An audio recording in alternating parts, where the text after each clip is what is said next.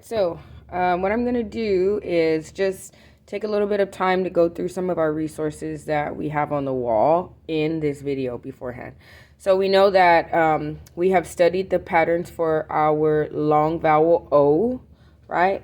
We know that we can have O space E. We know that we can have OE. We know that we can have OA and the single O, okay? Whenever we have the single O, we know that we have a two-syllable word such as open or donut. And then all of these are a little bit more familiar, right? O space E, right? All of these.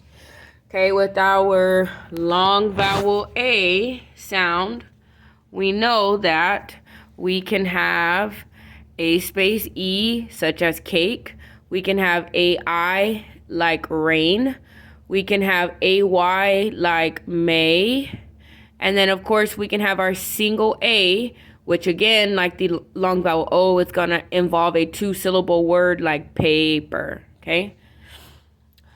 For our long vowel I, this is the most recent one that we've learned new spellings for.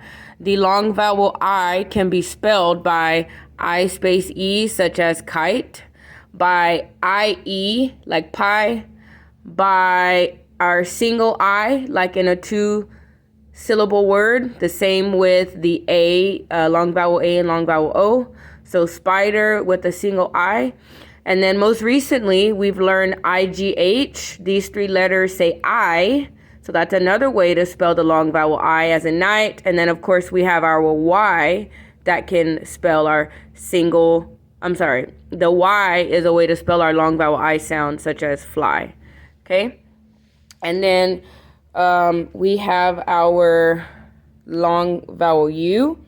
Okay, it can be spelled by U space E. This one is most familiar because we learned this in first grade. So U space E can spell U. UE can spell U as in Q. Okay, and then of course we have our single U in a two-syllable word, just like we saw for our long vowel O, long vowel A, and long vowel I. We can have a two-syllable word like music, and that U by itself, the single U, is making the long vowel U sound. And then, of course, we do have an odd duck up here, few, okay? And then our sound tree, okay? We know that we have R-controlled vowels, which I'm literally going to walk over here so that I don't confuse you guys. Okay, these are our R-controlled vowels, okay? We have ER, we have R, AR, and we have OR, okay? The sound can be spelled different ways. That is why we have an sound tree, okay? So of course, can be spelled with ER. That's what we just looked at on that other poster. But we know can also be spelled with UR as in fur, and it can also be spelled with IR as in bird, okay? Another thing that I want you guys to keep in mind are the alternate spellings that we've learned.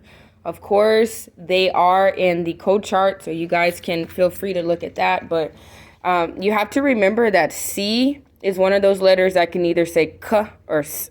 So you guys have to be mindful of that when you come across a word that has a C, okay? G, the same way.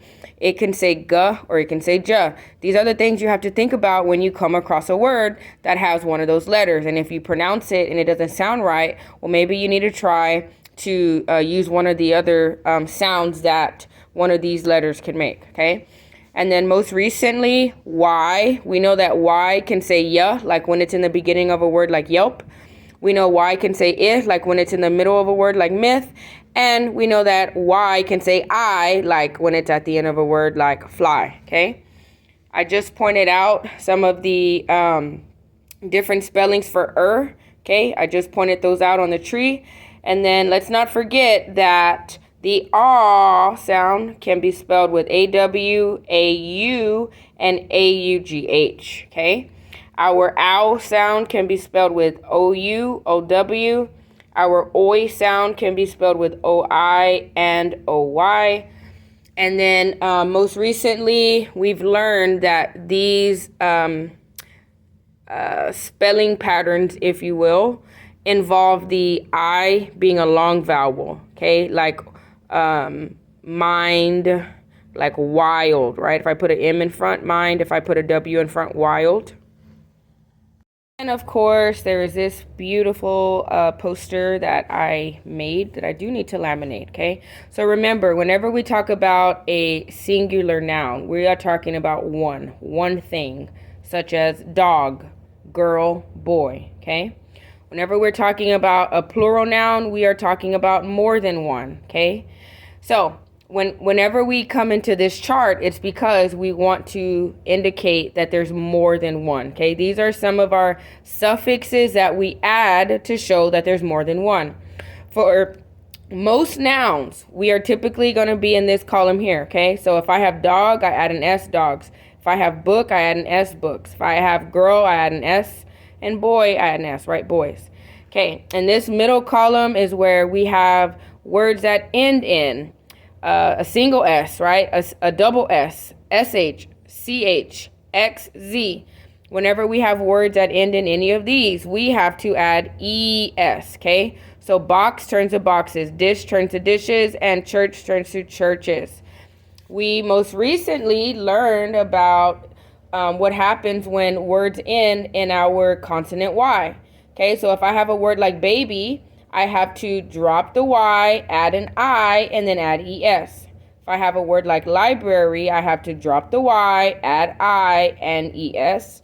And then if I have a word like cherry, I have to drop the Y, add an I, and ES. We're going to get into the next chapter in our skills reader, the job hunt. The title of our chapter is called The Corner Market. And here we go. The corner market. Can we quit looking for a job and go back to the park to see the drummers? Kurt asked. Are you kidding? Kim said. I just started looking. And you know what Mom says. A winner never quits, and a quitter never wins. The corner market is just up the block.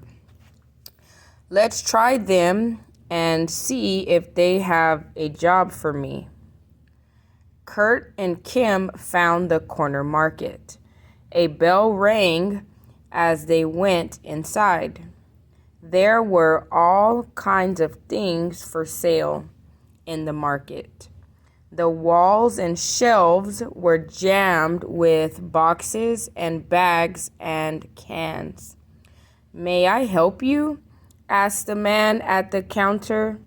He was a nice-looking man with gray hair and glasses. He spoke with an accent. Are you Alberto? Asked Kim. Yes, I am.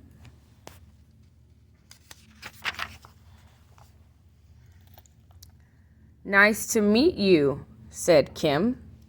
She shook his hand.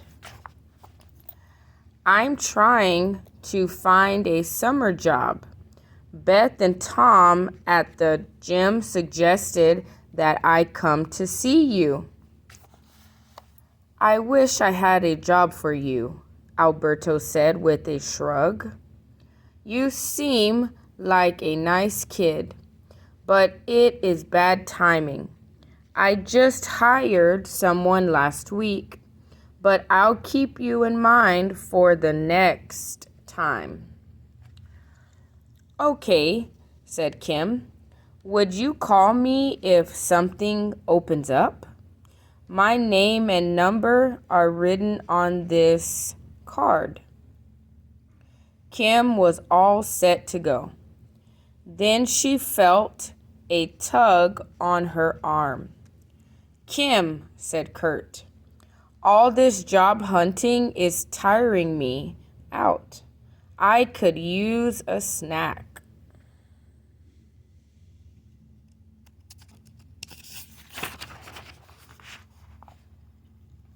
Okay, said Kim. What would you like? Kurt said, I would like a lime gelato. Kim paid Alberto for the gelato.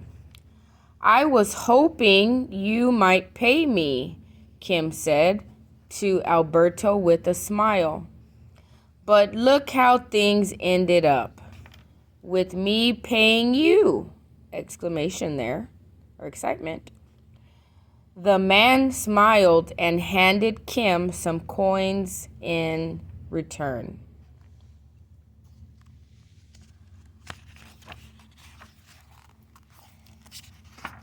All right, and actually that was the last page. I flipped one too far. There we go.